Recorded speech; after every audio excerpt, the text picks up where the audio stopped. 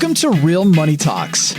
Real strategies from the moneymakers and the world changers that you can use to make millions, keep those millions, multiply your wealth, and build your team. Here's your host, author of 5 New York Times bestsellers, money expert on Dr. Phil, CNN, CNBC, The Street TV, Fox News, and The View, Laurel Langmeyer.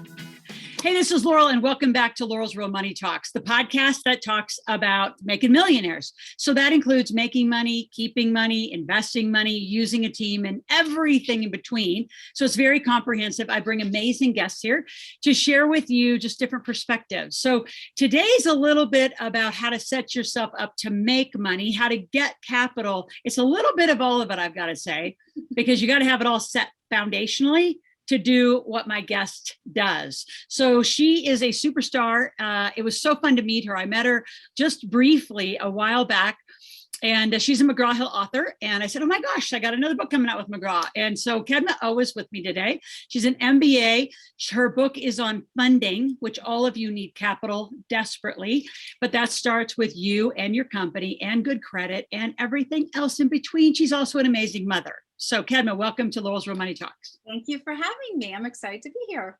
So give us a little more of your backstory. Like, I love how everybody kind of arrives somewhere, and right, you're an author now and been teaching funding. What got you here? Give us a little backstory. Yeah, what got me here is I always say the best person to experience a product is yourself. So I found myself back in 2001, unfortunately, having to file bankruptcy, not because I was not prudent with money. I did have my master's in business, but I had to leave a difficult relationship.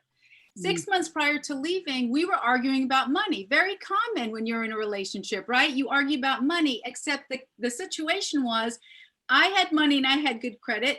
They didn't have a lot of money. They didn't have a lot of good credit.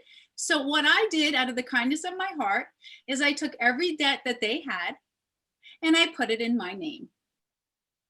6 months later, I'm in front of my lawyer and my lawyer says, I'm going to give you 2 choices. I felt like it was like door number 1 and door number 2. Door number 1, you're going to spend the rest of your life paying off someone else's debt. I said, what's door number 2? Door number 2, you get to file bankrupt and go through suffering for the next 10 years. Okay, I'll take door number 2. So I took door number 2, find myself in literally filing bankruptcy in Tucson, Arizona. Oh I was sitting, sobbing my eyes out. I'll never forget it. And 2 weeks later, I went back to I was at my apartment. I went to go get the mail and I saw an envelope from Capital One. I opened it up. It was for a credit card for $200. That was the moment I literally thought, why would they give me $200 when I filed bankruptcy? But here's the point that's so important for everyone to know. When I was a little girl, I would play my favorite game, Monopoly. Now, if you've ever played Monopoly, you could be totally broke. But if you can roll the dice and pass go, what does the bank have to give you? $200. There we go. That's when I said, I am back in the game. And I went on a journey for almost 15 years to uncover every resource and fund and opportunity for people like me who didn't have good credit, who had gone bankrupt. And that's how I got my book deal. How interesting. So talk a little bit about your book and where people can get it. And I'm going to move over to the mom side of our conversation. Absolutely. I want to talk about funding first. It's so critical. Absolutely. So Amazon, Target funding, and actually the reason my book has done really well is because I go after money that primarily people are not bankable. They don't have good credit. They don't have the 2 years. So when you look at my book, we have everything broken down by target. We have chapters for women in funding, veterans in funding, people with disability in funding, economic in funding, inventors in funding. And what's really cool is as long as I know your variables, as long as I know what city you're in, what state you're in, what you're interested in, what your mission is, what the capital is, if I get your variables, I will find you money. Love that. Love that. That's what I do, and I weave in and out, and I've now served over 10,000 entrepreneurs doing this every single day for the last almost 20 plus years. Well done. So let's talk about personal credit and corporate credit, right? Yeah. So I teach people to live corporate life, right? I say, I don't have a program, I have a lifestyle. Because once you start, living as an LLC and S Corp and a C Corp, and if you're listening, because my podcast is international, it's the same principle all over the world. It's just a different name. So we're just talking in US terms right now. But when those companies can get credit, talk a little bit about some distinctions between personal credit and corporate credit, because we're huge fans of people getting the funding when you don't need it. People always say, it's cliche. Oh, get the money. You have, the worst time to get money is when you need it. So talk a little bit about the preparation and the staging of that, because I'm just a huge fan. I scream from the rooftops about it. Yeah. Well, let me just tell you, remember I said when we began, I'm a product of my own book success.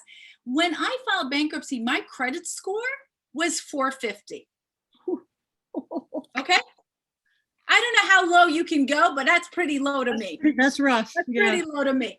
Today, my credit score is over 800. If I look at it right now, I think it's about 810. And actually, whenever I coach, I literally bring up my credit score and I tell people, look, finding a loan officer that's willing to show your credit score, that's someone I want to talk to, because most people won't do that. Yep. The reality is this, I always say it's great to have both. There's nothing wrong. And we should always be building, the company should be building our business credit score. We should be working with suppliers. We should have our rating. But yet when we're thinking about funding, so many times, for some reason, those lenders are going for those FICO scores, right? And for some reason, they're judging us by those decisions. Now, I don't agree with it. This is what I tell everyone. I don't always agree with someone's decision, but I'm here to enforce that this is what it is. If we want to play the game, we have to know the rules.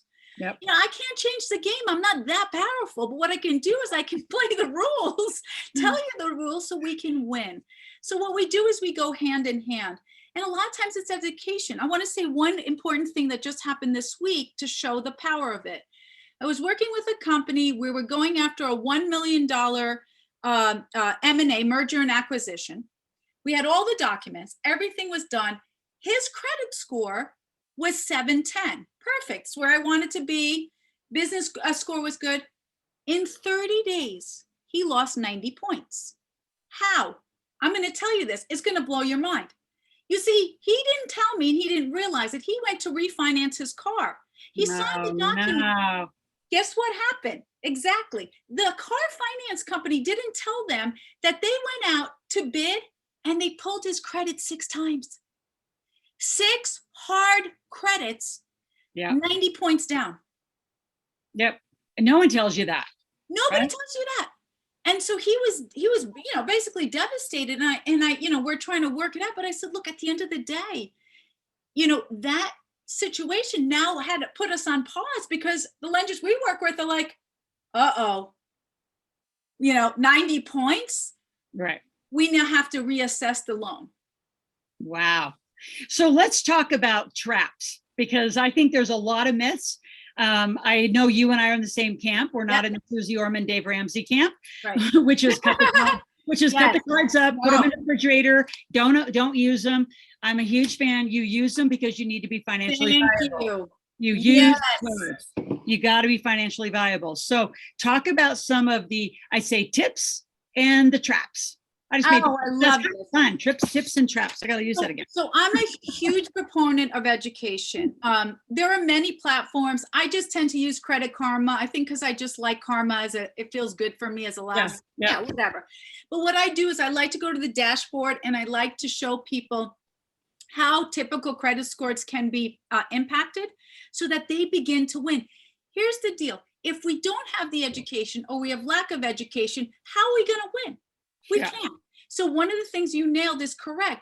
Don't cut up all those cards. You're going to reduce your line of credit and ask access to it. It's going to put a red flag in.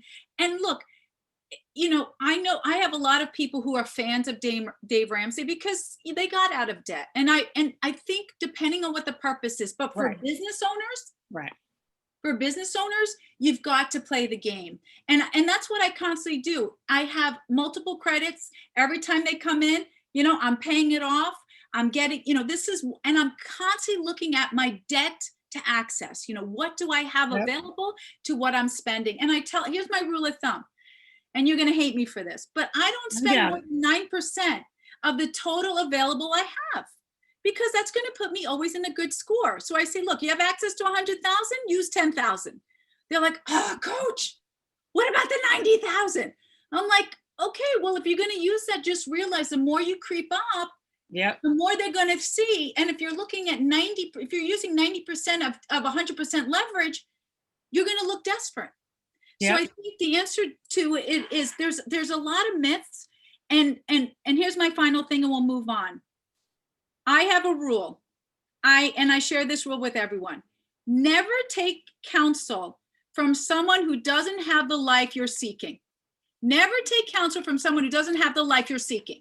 Yep. That's so obvious, and it's so crazy making. How many people don't do it? We're singing the same language. So keep talking, because I just got to prompt you when you go like I go. We say the same thing. We say the same thing. Really good. We say the same thing. You know why people don't do it is because they're listening to other people, and they're how can I say this? They're almost following the group.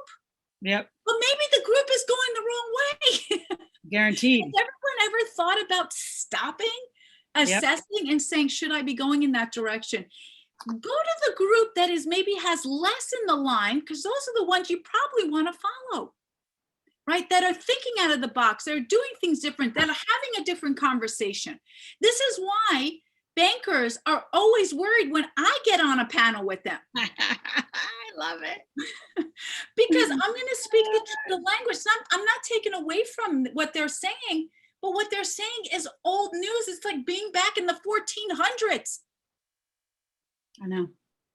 1933, probably exactly.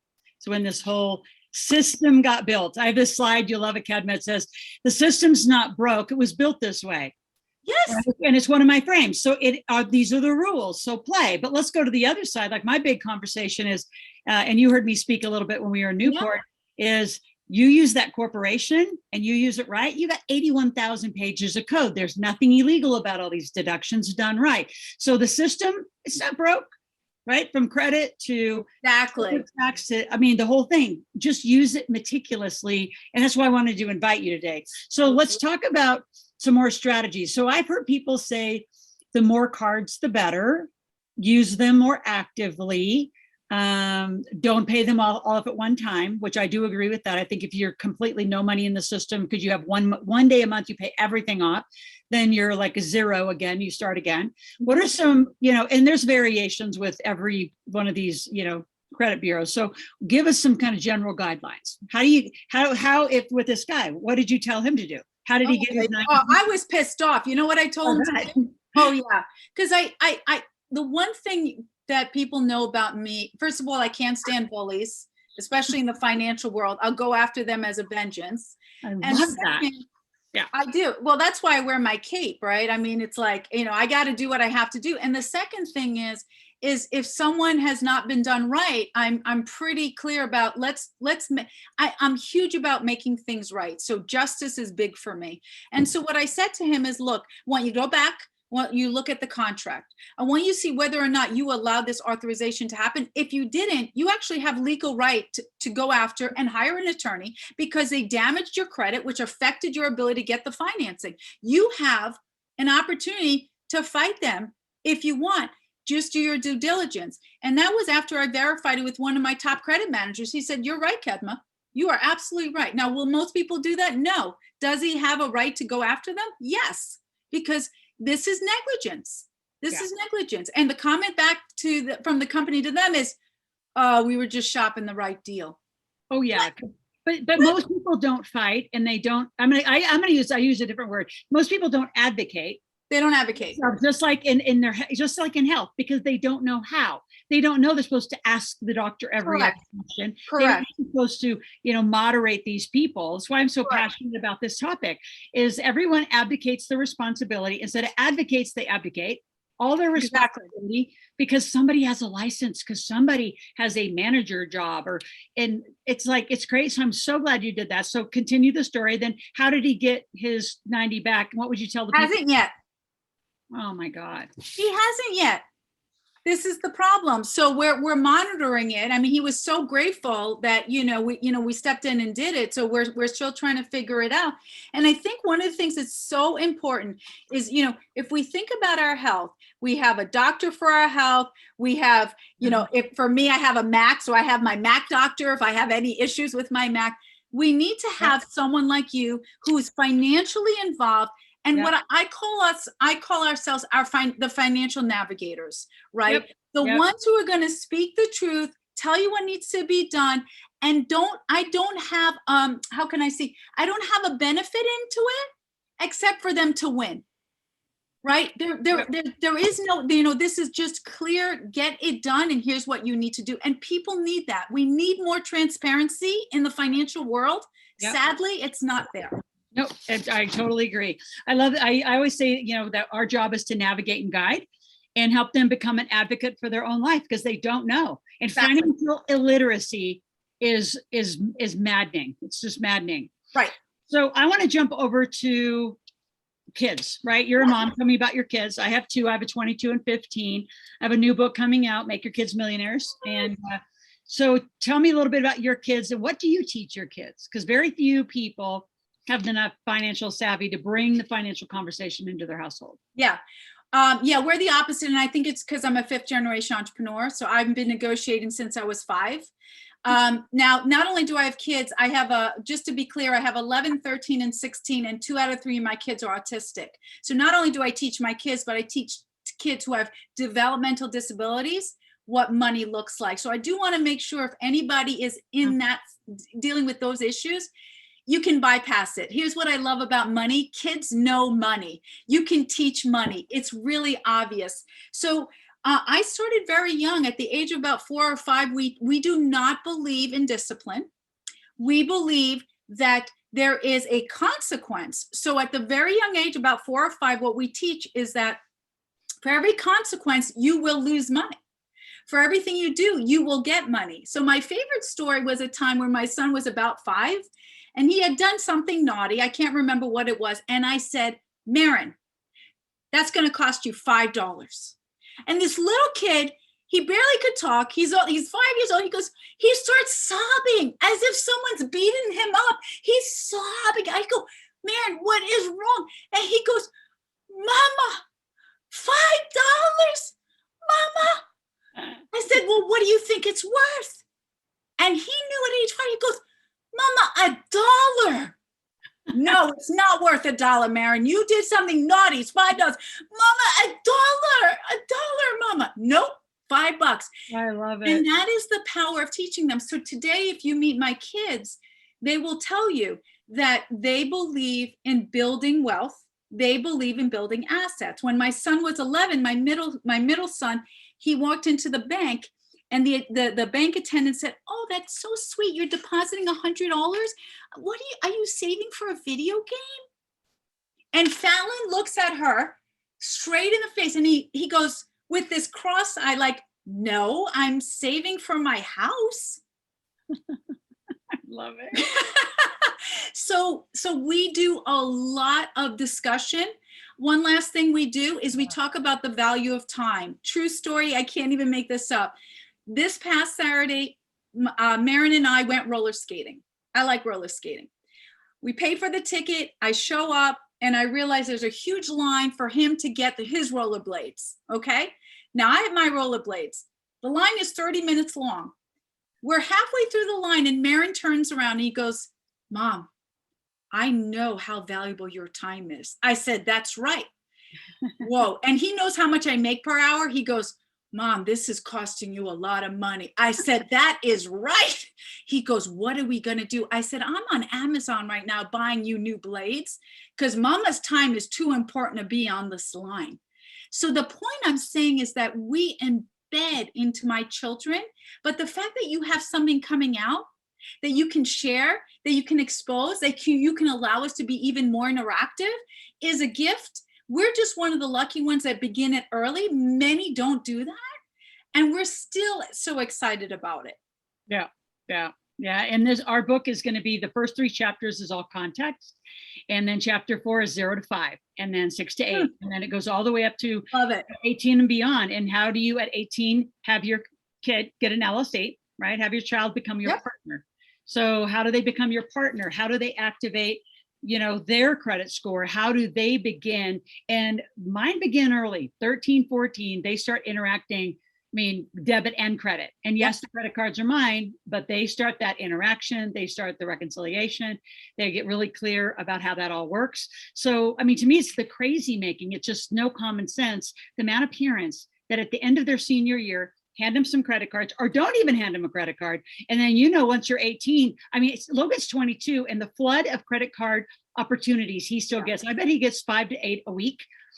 Every bank, just constant Visa card, credit card, extra points, extra. We did this funny video. We stacked him up. At one point his mail was, just because he lives in Georgia, his mail at the house was like this big, and all credit card offers. So the book's phenomenal. Right now we're in a pre-order for all of you that are on my podcast that are listening. So by April 6th, when you order at makeyourkidsmillionaires.com, we're going to give you digital assets. $1,500 from my financial filing cabinet my daughter made, Never Pay Your Kids an Allowance, which my son made. We have a master class coming out. My co-author and I are going to be doing a class in the summer on how to use the book once you get the book in hand. And the book's coming out Mother's Day week. So super excited. So you join my podcast, go grab a book, makeyourkidsmillionaires.com. Where do they get your book, by the way? And I want to circle back to the end of our interview about that 18, like your teenage to 18. Yes. I want to come back to funding, but talk about where do they get your book? Target Funding. They can go right into Amazon, targetfunding.com, or bit.ly, Target Funding book. But if they key in Target Funding, they will find it. Or if you key in Kedma, there should only be one Kedma in the world, you'll find me. That's true. There's one Laurel and one Kedma. That's what we love. That's it. So talk about the credit and debit cards. It's amazing. I do a lot of pro bono work for student athletes, and my son invited me to come talk to the football team, and said, Mom, they don't even know the difference between a debit and credit card. So, I was taught about that, and then how to get credit. And what's interesting, when they apply for credit, if they hadn't already tangled it up, because a lot of these, college men are 18 to 24, they don't even have to do an application. So kind of talk through that teenage experience of getting into your first credit card and your first credit score. I think it's so imperative, and so few people teach. It is so imperative. And I would love to finish up and actually give students an opportunity to go after a funding grant that I don't know if you know about, the IDA program, because I think it's important to have the debit and credit. All my kids have a debit, and actually, to be honest, my kids also play with the stock. And we had a funny thing a few months ago where my son invested with my husband. I said, come talk to Mama. Mama's stock is doing better. So my son went up to Dad and said, Dad, I'm going to have to take my money out of your stock because Mama's stock is doing better. I did check her numbers. So it's really, we have a lot of fun with just educating them on how to think about money, how to invest. And by the way, maybe offline I'll send you, but my son and my husband have built his own home. So at the age of 18, he'll be moving into his own home. They built it from scratch, and it will be mortgage free. So, but all of that came from my husband's hard work and my son's hard work. So, I think the idea of building credit and debit is more the most important thing I teach my children. And that's why I'm so excited about your book, is the difference between need and want. Oh yeah. Yep. At the end of the day, if I give them $100, all I have to say is, Kaylin, what do you need and what do you want? And they already will respond, Mom, I know 20% is what I want. 80% goes away because that's what I'm going to need. Exactly. Good. So they're really disciplined, because otherwise, if we don't teach them the principles, yep, might as well then we're doing exactly what the education system is doing. We're handing them that, and they're not being responsible. So I do want to make sure, I don't know how familiar you are with the IDA program, but it would be great for your audience to know about it, especially for teenagers, if we have enough time. If not, go ahead. Let's talk about that. So, okay, really quickly, individual development account, hand up, not a handout. developed back in the 80s when the government would go out and survey average Americans and say, hey, how are you doing right now financially? The average American would say, I'm broke. They'd go back the next year and say, okay, we'll check in a year. Year later, same thing, I'm broke. Year later, same thing, I'm broke. So 3 years in a row, they realized we have a broke system. And so the IDA program was developed to really incentivize people. And what I love about it is you can go online anywhere you are. Now, it's typically in the US. There may be stuff outside the country because I know you work with a lot of international. But if you look up individual development account or youth individual development account, it's an incredible opportunity for them to get into a program where they can start entrepreneurship. Awesome. And typically it's a 5-to-1 match. So here's how it works. You have a teenager who enters into the program. They save $1,000 towards starting a blog business. The agency will match them 5-to-1. They'll get $5,000 plus $1,000 that they saved, and they will not have to repay it back, but they are required to A, complete financial literacy, and B, complete a business plan, and C, they have to put the money towards their company. I love that. And what's the range of the amounts? It all depends on the agency. It could be as low as 2-to-1. It could be as high as 8-to-1 because the program is not only for youth, it's for adults. It's not only for business, it's for education, and it's also for housing. I have literally changed the lives of people by getting them their own home, building their own asset just through that program alone, because they've been able to get $30,000, $40,000, $50,000 in grants for closing. And that was all they needed to get into their home. Wow. Wow. You got all these like magic tricks. I love it. I love it. I'm gonna have to have you back. So tell us, how do people and our followers stay in touch with you? Well, hopefully through you. Yeah. So I want to make sure they always reach back out to you because I honor the person that connected us. I love LinkedIn. I have a lot of LinkedIn connections. That's a great way. Or they can, reach me on my email, just kedma@targetfunding.com. Perfect. It's been great to have you and great to connect because we met so briefly and then we've been playing, text, I should say phone tag, but it's really text tag. And yes, so we are here and I appreciate you. Those of you that are out listening, again, go to makeyourkidsmillionaires.com, grab a copy of the book before April 6th, where you get all the bonuses that come with it. And that way you can consume them through the month of April. And then on Mother's Day week, the book hits bookstores, hits Amazon, and gets distributed. So we're super excited. And if you ever have a question, you always go to asklaurel.com. Remember, that's ASKLORAL.com. And there is an input screen. You put your name, your phone number, you can put any question, a request. Let us help you with any money question. That's why we're here. So we'll be back next week with another episode of Laurel's Real Money Talks. Have a great day.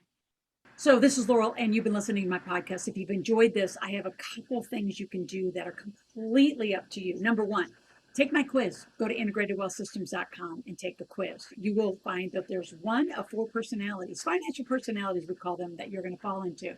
So as you take the quiz, it'll actually go through and identify, are you in stagnant cash flow, right? Are you overpaying taxes? Do you have debt issues? Are you a lifestyle junkie? Where are you? And then from there, it goes to a video that actually gives you some solutions on how to correct that problem. So again, go to integratedwealthsystems.com, take my quiz, and we'll go from there.